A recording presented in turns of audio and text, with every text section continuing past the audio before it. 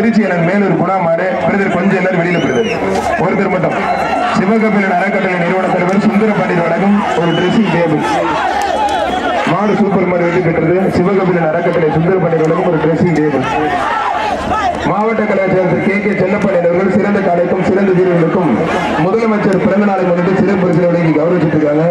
வெம்மணி வீராகுரு சீனிவாசன் சீராளன் சிறப்பாண்ட மாடு புதுகை பயமறிய தம்பிகள் இடையாத்தூர் துறை மாடு கரிகாலன்